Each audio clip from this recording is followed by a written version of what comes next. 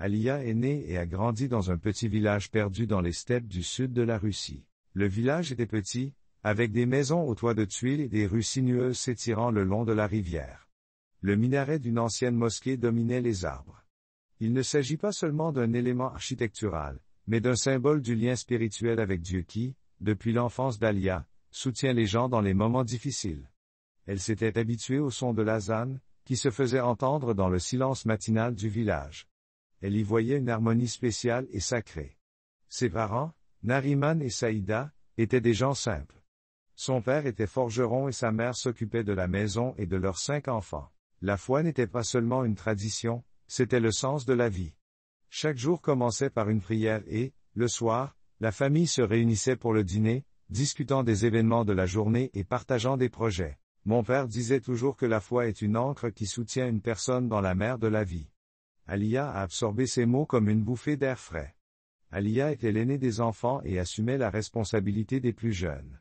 Son jeune frère Timur posait souvent beaucoup de questions, essayant de comprendre pourquoi il fallait prier ou pourquoi il ne fallait pas sauter le jeûne.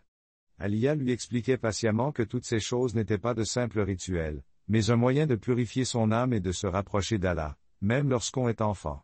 Aliya connaissait l'impact des prières de jeûne sur leur vie. Les prières de jeûne apportaient du réconfort à sa famille. Elle a également trouvé du réconfort dans les célébrations de l'Aïd al-Adha. Jeune fille, Aliya ne se contentait plus de suivre les traditions, elle en approfondissait le sens. Elle aimait lire des livres sur la vie du prophète. Muhammad peace be upon him et réfléchissait à la manière dont ses enseignements pouvaient s'appliquer à sa vie. Un jour, alors qu'elle était assise sur un tapis dans la mosquée, elle a entendu un imam local parler. Les paroles de l'imam sont devenues son guide intérieur pour comprendre le sens de la foi, non seulement dans la prière, mais aussi dans l'amour de son prochain. Ces mots ont résonné profondément en elle, l'inspirant à aider les autres. École Aliya s'est rendue dans une ville voisine pour s'inscrire dans une université pédagogique. C'était une étape importante pour elle, car elle devait quitter sa maison, sa famille et son mode de vie. Cependant, son cœur était rempli d'espoir. Elle était certaine que sa mission n'était pas seulement de construire sa vie, mais aussi de faire du bien aux gens. Elle a rencontré Amir Khan, un jeune homme calme et humble qui, comme elle, était profondément religieux. Il passait souvent du temps à parler de la vie, de Dieu et de l'importance de rester fidèle à ses principes. Leur relation s'est rapidement épanouie et, 1 an après avoir obtenu leur diplôme, ils se sont mariés. Aliya est devenue institutrice et Amir Khan a travaillé comme ingénieur. Ensemble, ils ont construit une maison. Quelques années plus tard, leurs enfants, leur fils Kamil et leur fille Leila, sont nés. La vie était remplie de bonheur et d'attention. Grâce à sa foi, Aliya a appris aux enfants à prier et leur a raconté des histoires de prophètes, leur inculquant la force de surmonter tous les obstacles. Un jour d'hiver ordinaire, cependant, a bouleversé sa vie. La matinée a commencé comme d'habitude, par la prière. Le froid pénètre dans la maison et Aliya se dépêche de faire fondre le four pour réchauffer les pièces avant que les enfants ne se lèvent. L'odeur du thé fraîchement infusé flottait dans l'air. Dans la cuisine, l'eau bouillait pour le porridge. Les enfants étaient réveillés et s'agitaient dans leur chambre, comme d'habitude. Aliya se rendit au travail, dit chaleureusement au revoir aux enfants sur le pas de la porte, embrassa sa femme et les embrassa avant de sortir dans le froid. Aliya s'attela à la préparation du petit déjeuner, pensant à l'affaire qu'elle devait passer chez la voisine de Zuleika pour s'assurer de son état de santé et préparer du matériel pour une leçon d'école le soir même. Soudain, elle ressentit un léger vertige, mais elle cessa de s'appuyer sur la table, l'attribuant à la fatigue. Kamil est entré dans la cuisine, se plaignant d'un mal de tête. Leila a l'air endormie et léthargique. Aliya fronce les sourcils, l'inquiétude grandissant. Elle tente d'ouvrir la fenêtre pour faire entrer de l'air frais. Mais à ce moment-là, ses jambes se dérobèrent et elle s'effondra sur le sol. Ses yeux s'assombrirent et un étrange silence résonna à ses oreilles. Elle ne sait pas ce qui s'est passé ensuite. Les voisins, inquiets de voir les enfants ne pas se présenter à l'école, décident d'aller les voir. Ils ont trouvé Aliya et les enfants inconscients dans la maison. Une forte odeur de monoxyde de carbone s'en dégage. La chaudière avait mal fonctionné, remplissant la pièce de gaz toxique. Les médecins appelés sur place ont constaté que le cœur d'Ali s'était arrêté au bout de 4 minutes et 40 secondes et qu'elle était morte. Mais pour elle, ces minutes sont devenues plus qu'un fait médical. Elles ont marqué le début d'un voyage qui l'a changée à jamais. Une forte odeur de monoxyde de carbone flotte dans la pièce. La chaudière, qu'il voulait réparer depuis longtemps, avait mal fonctionné. Les médecins ont appelé et ont constaté que le cœur d'Ali s'était arrêté au bout de 4 minutes et 40 secondes. Elle était morte. Mais pour elle, ces minutes sont devenues plus qu'un fait médical. Elles ont marqué le début d'un voyage qui l'a changée à jamais.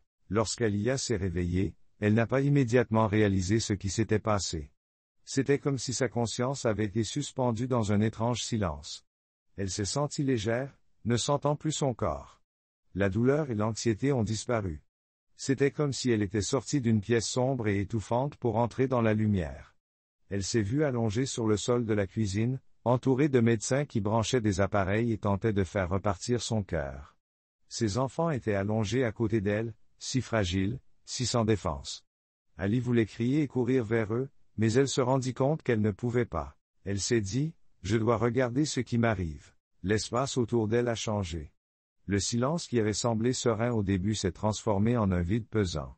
C'était comme si le monde entier s'était réduit à un seul point. Soudain, une lumière apparut devant elle. Elle n'était pas brillante, mais pas aveuglante non plus.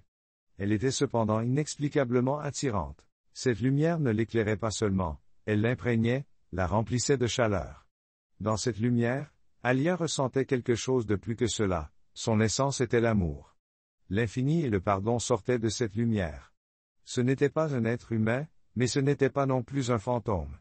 Elle vit quelque chose qui ne pouvait être décrit avec des mots, il rayonnait de puissance et de majesté, mais en sa présence, il n'y avait pas de peur, seulement de la certitude. L'ange ne parlait pas à voix haute, mais sa voix résonnait en elle, remplissant chaque cellule de son âme. « Tu es ici pour une raison. » Il dit, sans qu'Alia puisse déterminer s'il s'agit d'une voix ou d'une connaissance transmise directement. Ta vie a été un cadeau, mais tu as négligé beaucoup de choses. Maintenant, la vérité va être révélée. L'espace autour d'elle changea. Sa conscience voyagea dans une autre dimension où le temps et l'espace n'existaient pas. Elle vit des images de sa vie se dérouler devant elle comme si quelqu'un feuilletait un livre. Ce n'étaient pas seulement des souvenirs, c'étaient des moments qu'elle revivait avec une profondeur nouvelle. Elle se voyait comme une petite fille qui avait un jour fait du tort à son petit frère en refusant de l'aider à faire ses devoirs. À l'époque, cela lui avait semblé insignifiant. Elle vit la douleur qu'il ressentait et réalisa que ses paroles avaient laissé une trace dans son âme. Ensuite, elle s'est vue à la mosquée, adolescente, interrompant avec irritation une femme âgée qui essayait de lui parler. Elle se souvient de son visage plein d'embarras et de ressentiment. Cette scène l'a transpercé jusqu'au plus profond de son cœur. Chaque instant était une leçon, lui montrant non seulement ses actes, mais aussi leurs conséquences. Elle ne les avait jamais remarqués auparavant. Elle a vu comment sa voisine a pris ses mots de soutien lors d'une journée difficile et les a utilisés pour aller de l'avant. Elle a également vu comment ses actions et son indifférence ont causé de la douleur à d'autres personnes. Alia se dit, « Pourquoi me montres-tu cela ?» Son cœur ressentait l'amertume de ses erreurs et elle savait que chaque acte, chaque parole et chaque pensée crée des vagues qui changent le monde autour de vous. Alia a vu quelque chose d'autre s'étaler devant elle, un grand flot de lumière, comme une rivière qui mène à une source lumineuse. Alia savait que ce n'était pas seulement de la lumière, mais la présence de Dieu, Allah, dont la lumière était la source de toute vie. Elle vit une multitude d'âmes se diriger vers cette source, rayonnante de joie et de paix. Elle a vu une multitude d'âmes se diriger vers la source, rayonnante de joie et de paix. Mais alors, son attention fut attirée par une autre, une obscurité dense et épaisse comme un brouillard, dans laquelle erraient des âmes perdues. Ces âmes ne criaient pas, mais leur souffrance était palpable. Il ne s'agissait pas d'une vengeance ou d'une punition, mais d'une séparation volontaire de la lumière. Ces âmes s'étaient détournées de la vérité et s'étaient plongées dans leur peur et leur orgueil. Ce n'est pas une punition, dit la voix d'un ange. C'est un choix. Elle réalisa que sa vie avait été remplie de moments où elle avait choisi l'inaction, l'indifférence ou l'égoïsme, et cela la remplit de tristesse. Mais dans cette même connaissance, il y avait quelque chose de libérateur, et la voix d'un ange a retenti, « La dernière fois que tu reviens. Tu as une mission. » Sur ces mots, elle sentit son corps à nouveau rempli de lourdeur, et la lumière autour d'elle, les ombres grises, et Alia ouvrit les yeux. La lumière crue de la lampe de l'hôpital lui brûlait les yeux et elle les ferma. Elle sentit son corps lourd et étranger, comme si elle réapprenait à respirer. Des voix étouffées emplissaient l'air, et elle sentit quelqu'un lui serrer la main.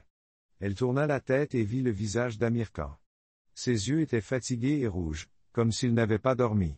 Pendant des jours, les enfants camels sont restés côte à côte et Leila s'est accrochée à chacun d'eux. Tu es réveillé, chuchote Amirkan, la voix tremblante. Elle essaya de dire quelque chose, mais sa gorge était desséchée et sa langue lourde. Son regard s'attarda sur les enfants. Pâle mais vivant, et ce fut le premier soulagement qu'elle ressentit depuis des jours. Elle ferma à nouveau les yeux, remerciant silencieusement Dieu de les avoir réunis. Il lui fallut plusieurs jours avant de pouvoir parler. Les médecins sont arrivés et ont expliqué que le monoxyde de carbone avait provoqué l'arrêt de son cœur et que c'était un miracle qu'elle soit revenue à la vie. Mais Alia savait que son retour n'était pas seulement un phénomène médical, mais un signe de grâce. Et cette connaissance s'accompagne d'une responsabilité. La famille s'est rapidement rendue compte que quelque chose avait changé chez Zelia. Elle était plus calme et plus réfléchie. C'était comme si elle portait un secret qu'elle ne pouvait pas exprimer. C'est Amirkan qui l'a remarqué en premier. Un soir, alors qu'ils étaient assis en silence, il dit, « Tiens, à quoi penses-tu? » « À quoi penses-tu » Elle lève les yeux vers lui avec un regard de profonde lumière intérieure. « J'ai vu à quel point la frontière entre la vie et la mort est mince, » répondit-elle. « J'ai vu des choses que les mots ne peuvent pas décrire. J'ai vu la lumière, et je sais que je dois maintenant comprendre pourquoi je suis revenu. » Amirkan hocha la tête d'un air pensif. Son regard était perplexe, il ne savait pas comment interpréter les paroles de sa femme. Ali le sentait, mais elle ne lui en voulait pas. Pour expliquer ce qu'elle avait elle-même du mal à réaliser, le temps passait et Alia reprenait peu à peu une vie normale. Elle a recommencé à s'occuper de la maison, à faire la cuisine et à aider les enfants dans leurs leçons. Mais à l'intérieur, tout a changé. Elle ne pouvait pas oublier les images qu'elle avait vues ni la voix de l'ange de la forêt dans son cœur. Elle savait qu'elle devait la partager, mais elle ne savait pas par où commencer. Elle n'avait pas d'idée. La première étape a été d'observer les gens autour d'elle. Elle a remarqué des choses qu'elle n'avait pas vues auparavant, des voisins qui se disputaient pour des choses insignifiantes, sans remarquer à quel point cela faisait mal aux enfants, quelqu'un qui passait devant un vieil homme qui pouvait à peine marcher avec de lourds sacs, la façon dont les gens sont occupés par eux-mêmes. Les gens oubliaient la véritable essence de la foi. Alia a compris que le plus important était de s'occuper de ses voisins. Un jour, elle a décidé de parler à sa voisine Zuleika, connue pour sa gentillesse, mais qui semblait déprimée ces derniers temps. Zuleika l'a invitée à prendre le thé et Alia a accepté. Zuleika lui dit, « Il m'est arrivé quelque chose d'extraordinaire lorsque j'étais entre la vie et la mort. J'ai vu la lumière. J'ai vu un ange et j'ai compris que la vie n'est pas qu'une succession de jours. Elle a un sens profond, et chacune de nos actions, même nos pensées, sont importantes. » Zuleika la dévisagea avec surprise, son regard glissa vers la tasse qu'elle tenait à la main, puis revint à Alia. « On dirait que tu y étais, » dit-elle. C'était comme une vision. Alia acquiesce, le cœur débordant de joie d'être enfin entendue.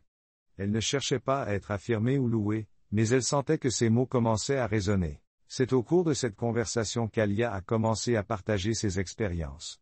Elle n'a pas imposé ses croyances, elle a simplement parlé de ce qu'elle avait. Les gens l'ont écoutée avec des réactions différentes, certains avec curiosité, d'autres avec des doutes, d'autres avec de l'admiration. Certains sont partis sans dire un mot. D'autres, en revanche, se sont attardés, posant des questions et réfléchissant à son histoire, qui s'est répandue dans le village comme une traînée de poudre. Certains la soutiennent. D'autres l'ont condamnée, disant que ses histoires étaient effrayantes et qu'elle était devenue étrange. Mais Alia n'avait pas peur. Son cœur était rempli de la paix qu'elle avait trouvée dans l'autre monde. Elle savait que sa mission ne faisait que commencer. Alia a continué à partager son histoire, et ses mots ont trouvé un écho chez certains, laissant d'autres perplexes, mais elle n'a jamais perdu confiance en elle. Elle sait que chaque personne a besoin de son propre temps pour comprendre la vérité, et sa tâche n'est pas de persuader. Elle a commencé à réunir de petits groupes de personnes pour discuter de la foi, de la vie et de ce qui les attend dans l'au-delà. Ces rencontres ont d'abord eu lieu dans la maison d'Alia, sur la table de sa cuisine, où elle veillait à ce qu'il y ait toujours du thé chaud et des friandises simples à disposition. Les gens se rassemblaient autour d'elle et l'écoutaient, posant parfois des questions. Parfois, ils se contentaient d'écouter. J'ai vu que chaque action que nous faisons a un impact profond sur les autres. Même les plus petites actions que nous négligeons parfois peuvent changer la vie d'une autre personne. J'ai compris que c'est notre responsabilité devant Allah, ne pas se contenter de suivre les règles, mais vivre avec de l'amour et de la gentillesse dans le cœur. Lors de l'une de ces réunions, j'ai rencontré Ilias, le doyen du village. J'ai vu que chacun de nos actes a un impact. Même les plus petites actions peuvent changer la vie d'une autre personne. C'est notre responsabilité devant Allah, vivre avec de l'amour et de la bonté dans nos cœurs. Ilyas, l'aîné du village, écoute attentivement mais reste sérieux quand Alia termine. Il lève la main pour faire l'Aliya. Tu parles d'amour, de lumière, de ce que tu as vu, mais comment être sûr que ce n'est pas le fruit de ton imagination? Allah nous apprend à être humbles, à ne pas chercher de signes. Ces paroles restèrent en suspens, provoquant un remue-ménage dans la foule. Alia sent son cœur trembler. Elle se rendit compte que les doutes d'Ilyas étaient fondés. Elle sait qu'elle doit répondre. Ilyas Aga, je ne cherche pas de preuves et je ne vous demande pas de me croire. Je vous dis que c'est mon expérience. Je sais qu'Allah m'a donné une seconde chance de voir mes erreurs et de changer ma vie, et si un seul de mes mots permet à quelqu'un de réfléchir à son chemin, j'aurai atteint mon but. Je serai reconnaissant. Ilyas acquiesça, mais ne dit rien d'autre. Il y avait quelque chose de nouveau dans son regard, une légère lueur de doute, comme si sa propre confiance avait été ébranlée. C'était un petit pas, mais un pas important. Un matin, on frappa à la porte. La maison d'Alia fut frappée sur le pas de la porte. Farida, une jeune femme qui sortait rarement de chez elle depuis qu'elle avait perdu son mari dans un accident, ouvrit la porte. Ses yeux sont rouges et son visage est hagard. Elle a du mal à articuler les mots « Bonjour, je vous ai entendu parler de la vie et de la mort aux gens. J'ai du mal à m'y retrouver. Je ne sais pas comment continuer. Tu peux m'aider, Ali ?» Je l'ai invité à entrer, je l'ai fait asseoir à la table et je lui ai servi du thé. Farida a hésité et a commencé à raconter son histoire. Alia l'écoute attentivement sans l'interrompre. Alia l'écoute attentivement sans l'interrompre. Alia écoute attentivement Farida terminer son histoire. Ton chagrin est immense, Farida, dit Alia à voix basse. Je ne peux pas dire que je la comprends complètement, mais je sais une chose, Allah ne nous abandonne jamais, même dans nos moments les plus sombres. Sa lumière reste avec nous. Tu ne la vois pas maintenant, mais avec le temps, la douleur s'atténuera et tu sentiras la sienne. Farida pleurait, mais dans ses yeux, il y avait une ombre d'espoir. Elle est restée avec Alia jusqu'au soir et, au moment de partir, elle l'a remercié. Alia se rendit compte que ses paroles avaient inspiré et guéri. Son histoire s'est répandue au-delà du village. Les habitants des villages voisins vinrent l'écouter. Certains étaient curieux. Certains cherchaient des réponses. D'autres cherchaient du réconfort. Chaque rencontre revigore Alia, rendant son chemin plus clair. Certains considèrent ces récits comme dangereux et effrayants et commencent à murmurer que ces paroles contredisent la vision traditionnelle. L'un des imams le lui dit même ouvertement, « Vos récits conduisent les gens à l'égarement. Vos histoires égarent les gens. » La foi. Il ne s'agit pas d'une vision ou d'un rêve. Il s'agit de suivre la loi d'Allah. Elle n'a pas été surprise par ces mots, mais ils l'ont tout de même blessée. Elle savait que son chemin n'était pas facile. Il était de la plus haute importance qu'elle reste fidèle à sa mission et elle pria Allah de lui donner la force de persévérer. Ce soir-là, alors qu'elle était assise près de la fenêtre et qu'elle regardait les étoiles, Alia sentit la présence de quelque chose de plus grand. Elle ferme les yeux et murmure, « Allah, donne-moi la force et tu m'as ramené pour cette mission. Guide-moi et fortifie mon esprit. » Elle savait que sa prière avait été exaucée. Au fil du temps, Alia s'est rendu compte que son histoire n'était plus seulement la sienne. Ces mots sont des ponts pour ceux qui sont perdus dans l'ombre du doute, de la douleur ou de l'orgueil. Alors que de plus en plus de personnes se tournent vers elle pour obtenir du soutien, elle comprend que sa mission n'est pas seulement de partager ses expériences, mais aussi d'aider les autres à trouver le chemin vers la lumière dont elle parle presque quotidiennement dans sa maison. Les gens se réunissaient chez elle presque tous les jours. Chaque réunion était unique et remplie de nouvelles questions et d'histoires.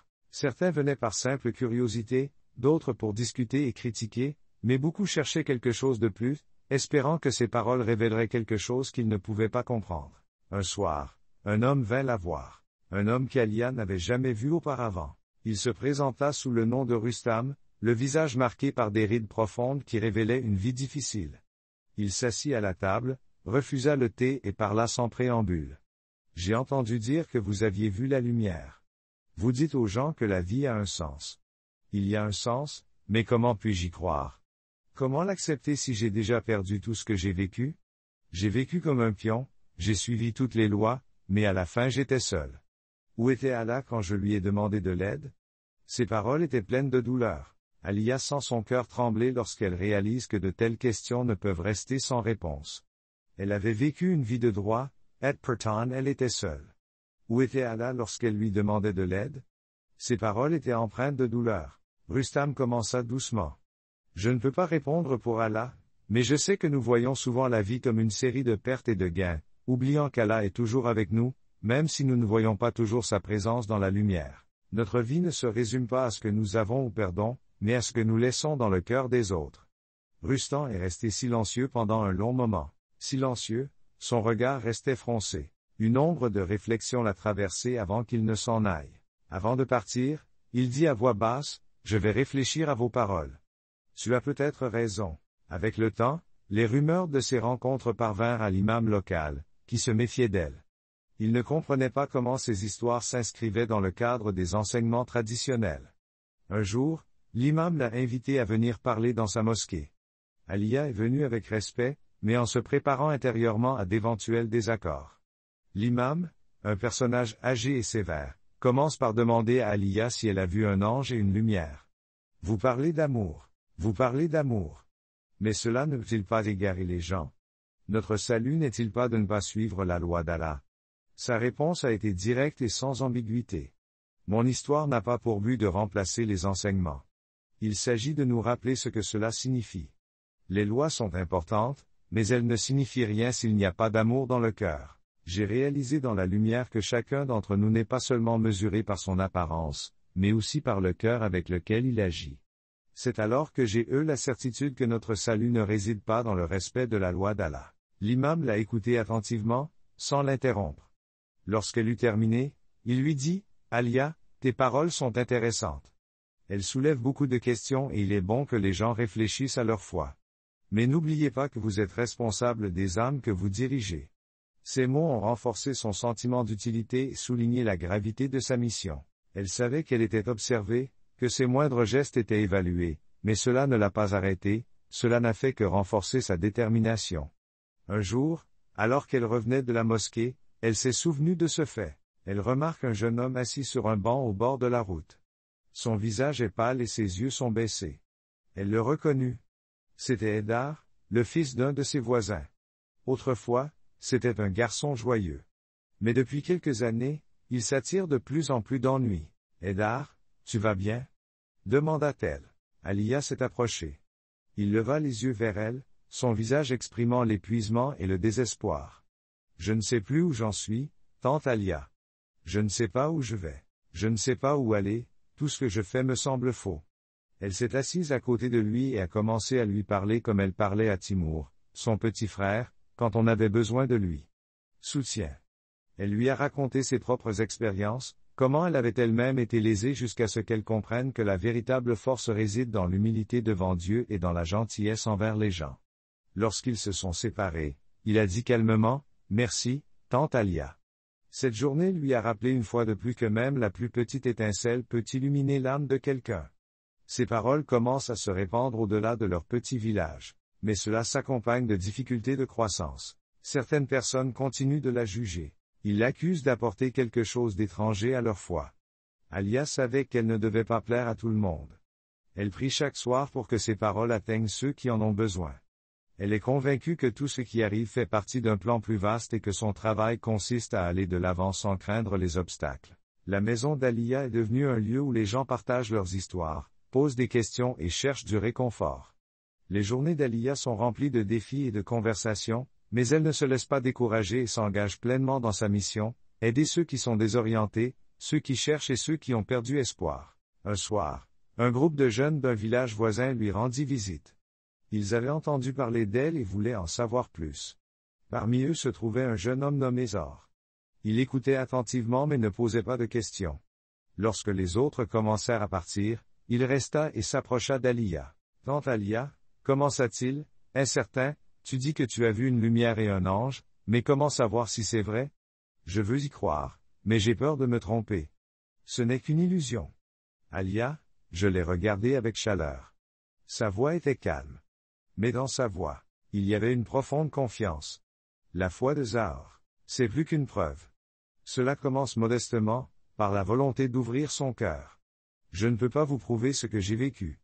Mais je peux vous dire une chose. La lumière m'a changé.